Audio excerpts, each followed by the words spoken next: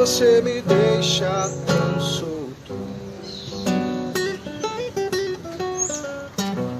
porque você não cola em mim.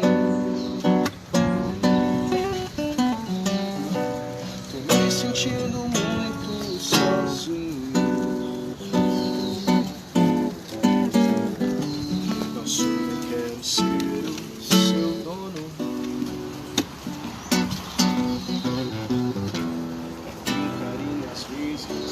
Cai bem.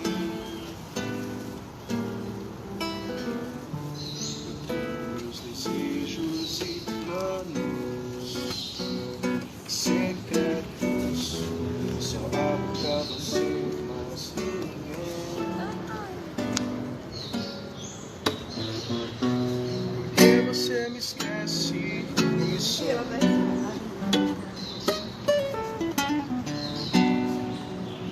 se eu me interessar por alguém,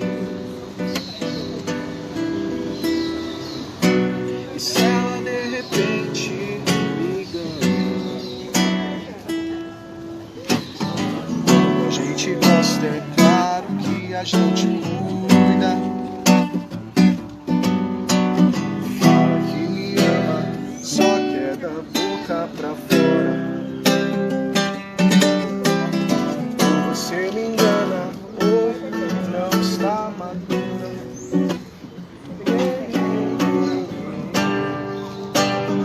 Onde está você agora?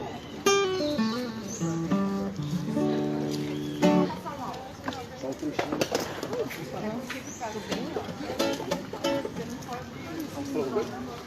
Eu falei.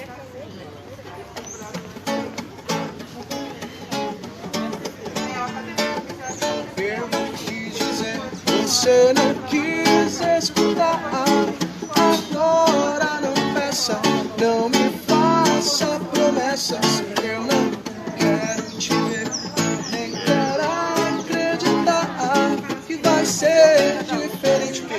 Que tudo você diz não saber o que houve de errado e o meu erro foi de estar ao seu lado. Ah, meu Deus, era Eu dizia o seu nome, não me abandone já. seu querer. Eu não vou me enganar.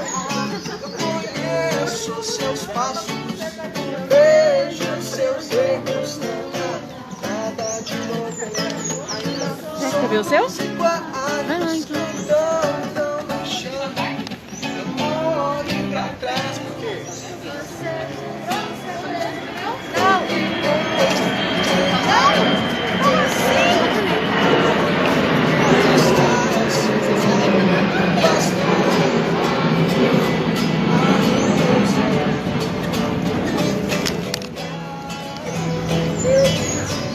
Gente, tem mais lanchinho, tá? Se alguém quiser pegar, pega lá. Inclusive é legal tirar eles de lá, né?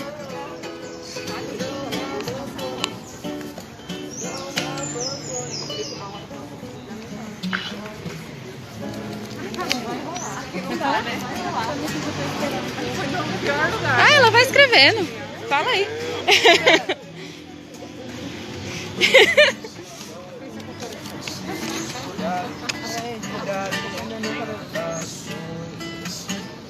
tá gravando eu assim? Tipo, a louca. Não sei. Vai. É 12 euros. É 12, né? Pronto? Todos? Cada vez também. Bora lá. Posso comer?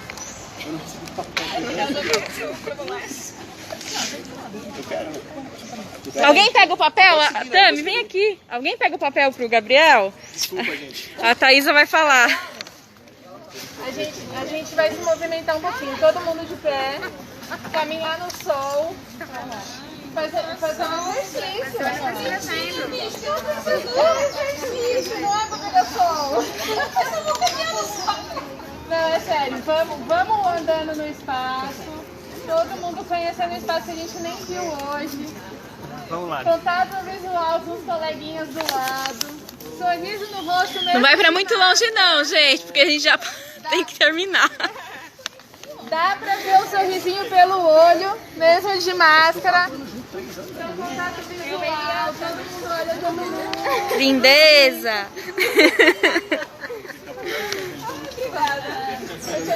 Vai, vocês aprenderam com teatro, gente, porque esse teatro aqui é top, hein, meu? Meu Deus do céu! Aí, fecha o olho e entrega? Pega pra cima, quem pegar pegou. Cadê o povo? Ah, jogou. Cadê o seu? Agora olha todo mundo aqui pra mim, bonitinho. O meu tinha deixado em cima da cadeira e ficou. Será que é esse? Será que é esse? Dá uma olhada. Entrega pro coleguinha da esquerda. Da esquerda? Esquerda. Ah.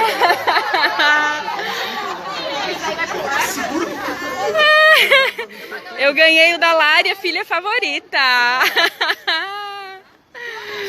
E você ganhou o meu, Lari. Só mais um segundo, só mais um segundo. Tá acabando, senhora, tá acabando. Você ganhou? Já ganhou de alguém? Você já trocou? Todo mundo trocou. Então Trocou? aqui. Quem ainda não trocou? Eu. Você troca com o Gabriel.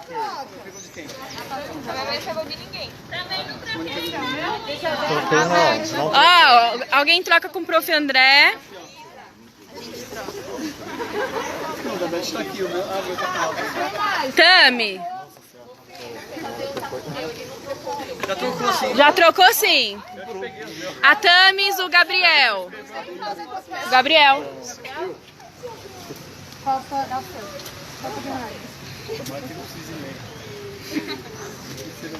Bom, você vai traduzir.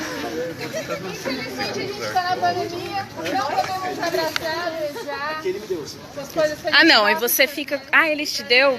Pra esquerda, justo, né? Ah, então tá. Eu não sei. Ajuda ele aí. Pra frente, a banda toda. E eu vou falar Não sei. por mim, tá bom? Obrigada, galera, por essa manhã, por esse domingo maravilhoso. Foram coisas maravilhosas. Então, obrigada por cada um que está aqui, cada um que participou.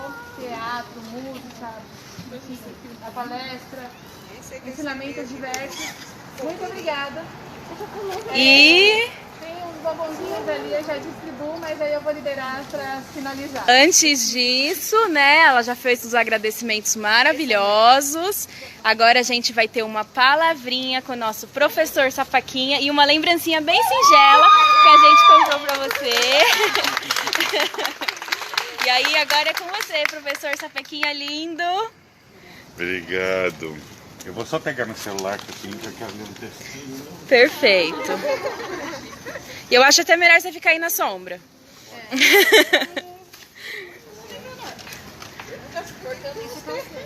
Tiro, não.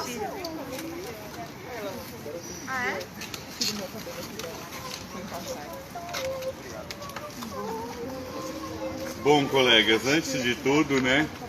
Muito obrigado em nome da garotada que Garotada sim, né? Jeito de falar não é desqualificando, não, é em favor da juventude que transpira aqui, né?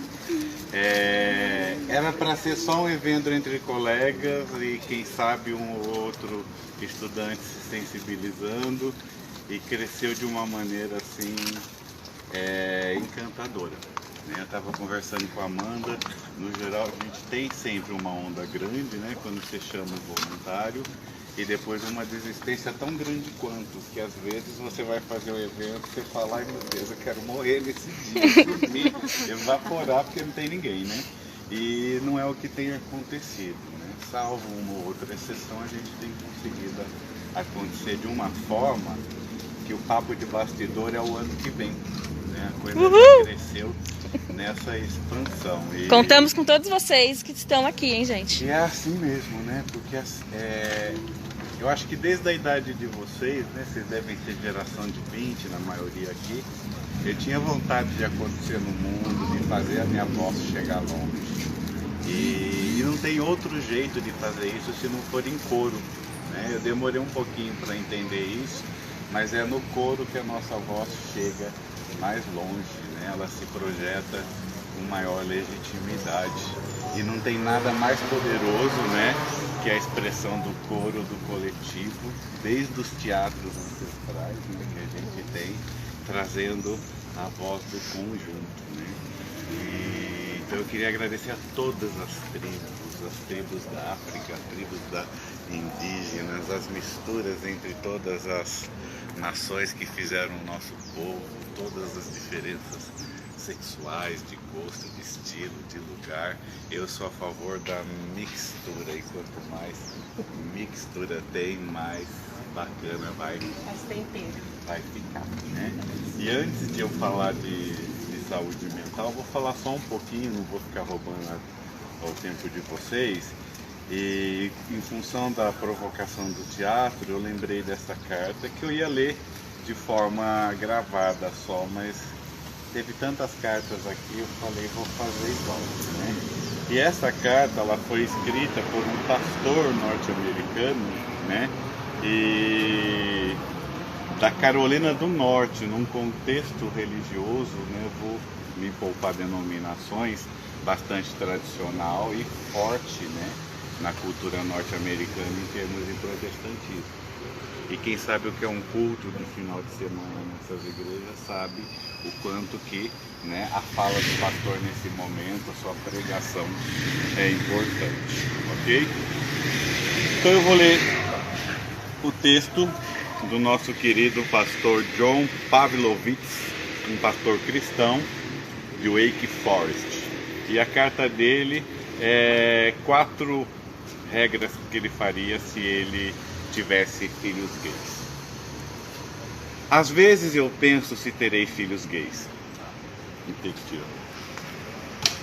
Já ficando velho, a idade vai. Às vezes eu penso se terei filhos gays. Eu não sei se outros pais pensam sobre isso, mas eu penso muito frequentemente. Talvez seja porque eu tenha muitos gays na minha família e círculo de amigos. Está em meus genes e em minha tribo. Talvez porque, como pastor de estudantes, eu tenha visto e ouvido as histórias de horror de crianças cristãs e gays, dentro e fora do armário, tentando fazer parte de uma igreja. Talvez porque, como cristão, eu interaja com tantas pessoas que acham a homossexualidade a coisa mais repulsiva de se imaginar e que fazem questão de deixar isso abundantemente claro a cada oportunidade. Qualquer que seja a razão, eu penso nisso frequentemente. Como pastor e como pai, eu quero fazer algumas promessas a você e aos meus 2 filhos. Primeiro, se eu tiver filhos gays, todos vocês saberão. Minhas crianças não serão nosso bem mais guardado segredo familiar. Eu não vou desconversar com estranhos. Eu não vou falar em linguagem vaga.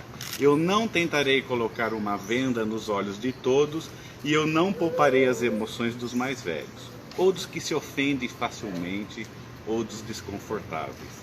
A infância já é difícil o suficiente e a maioria dos gays passam sua existência se sentindo horríveis, excruciantemente desconfortáveis.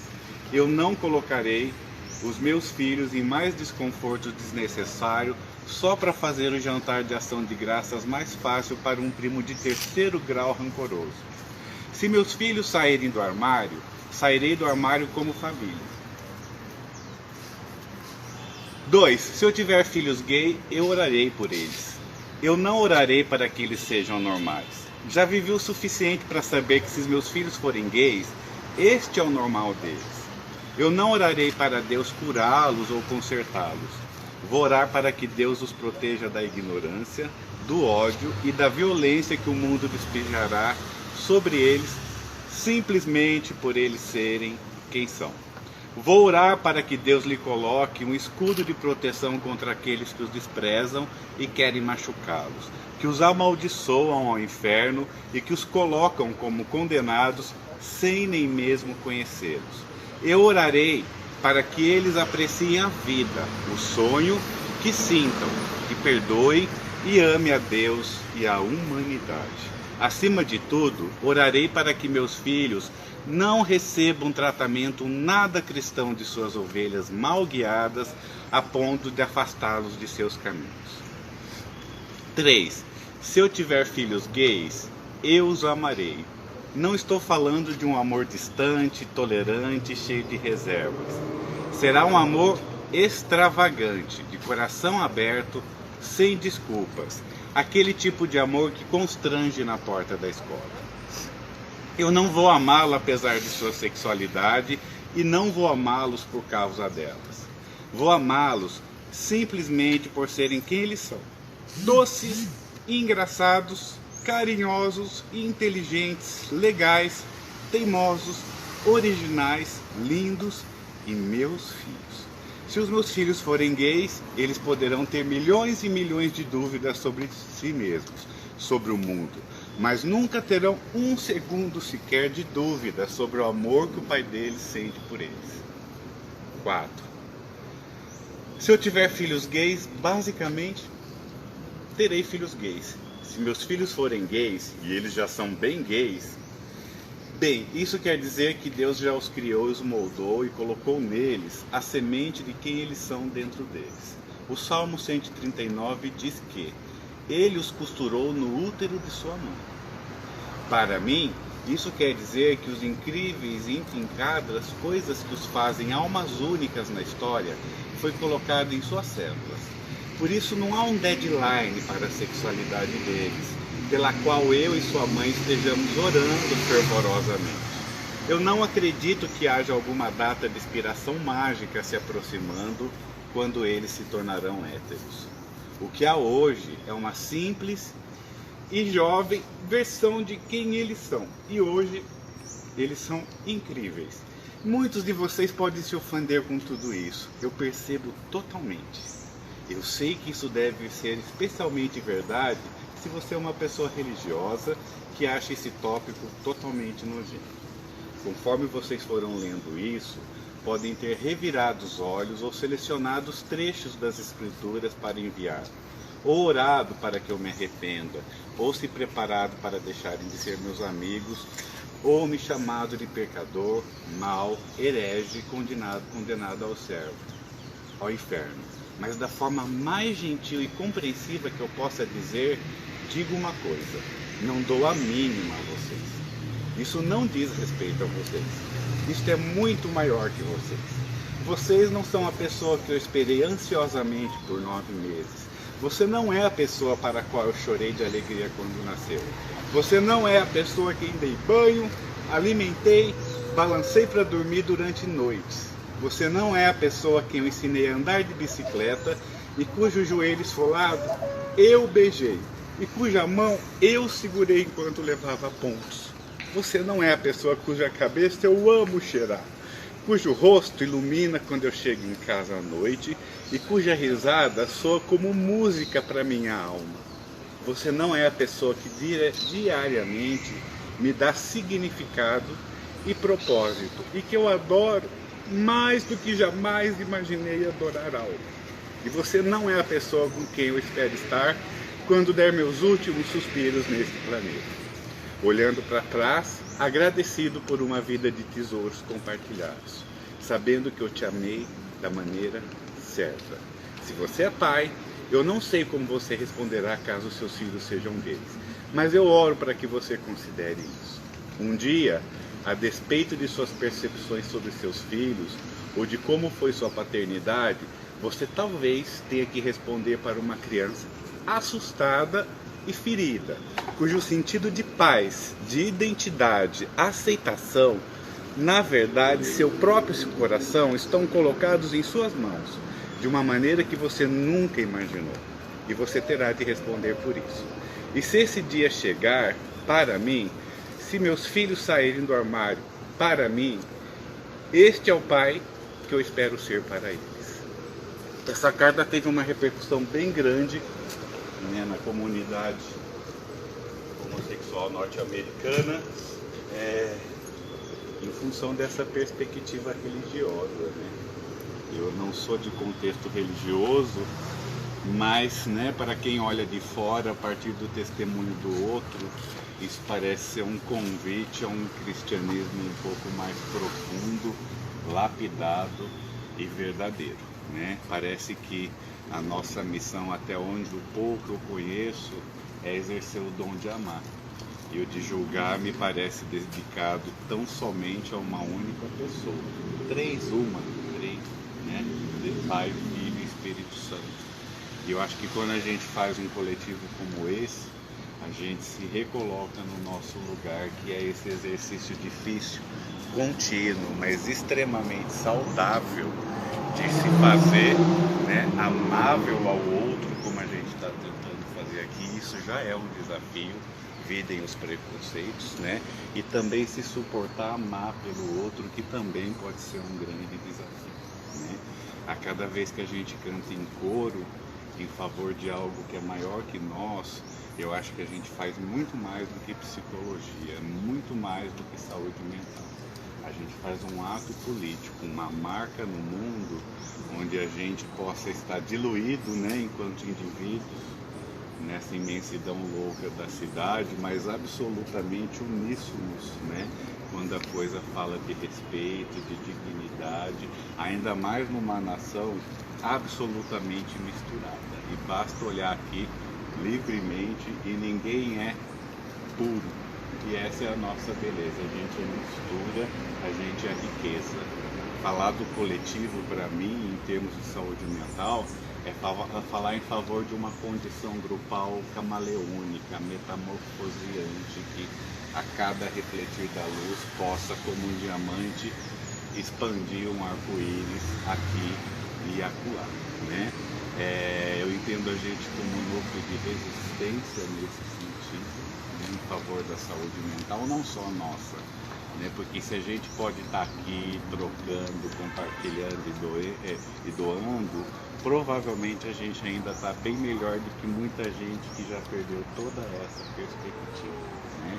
Então que o nosso ato de resistência seja, antes de tudo, um ato motivador, não tipo, eu sou forte, eu consigo, mas nós estamos aqui e dá para segurar mais um desse lado, dá mais um desse lado e a gente forma a roda, né? Eu estou sentindo que a gente está fazendo isso, porque as rodas viciosas já estão rodando a todo vapor seus carrosséis de morte. E agora está na hora da gente começar a fazer as rodas de virtude começarem a fazer rodar os carrosséis de vida, né? Na poesia, na música, na dança, no improviso e até no erro, porque a gente está aqui, né? E várias vezes a gente também come as nossas bolinhas, etc e tal, né? Mas quando a coisa é atravessada pelo amor, eu acho que até a comida de bola, um errinho aqui, outro acolá, a gente lida com generosidade, né? Eu gostaria que a partir de cada um de vocês, o nosso coletivo repercutisse no coletivo que vocês vivem, que se expanda em amor, né? Que a gente não sinta ódio do preconceituoso, ele machuca, mas ele também machuca a si mesmo. E talvez o que ele mais mereça numa hora de agressividade é um olhar de pena, né? E empatia pela dor que ele não consegue suportar em si mesmo, na sua própria verdade. E que cada um de vocês também, em termos de saúde mental, seja tal como um altar propagador de bem-estar, né? Que os seus ouvidos estejam atentos quanto uma dor precisar ser ouvida, né? E que seus colos estejam winnicottianamente aquecidos, né? Para receber o outro e fazer com que, a partir daquilo que a gente possa ter de melhor, o outro possa se levantar de uma maneira ainda mais grandiosa. Muito, muito obrigado para vocês. Essa roda só começou a rodar. Eu já tenho provocado e recebido provocações de vários de vocês e bora continuar. Bora marcar nossa história, bora fazer com que, né, a gente vire um camaleão de diversidade coletivo extramuros. Porque toda vida...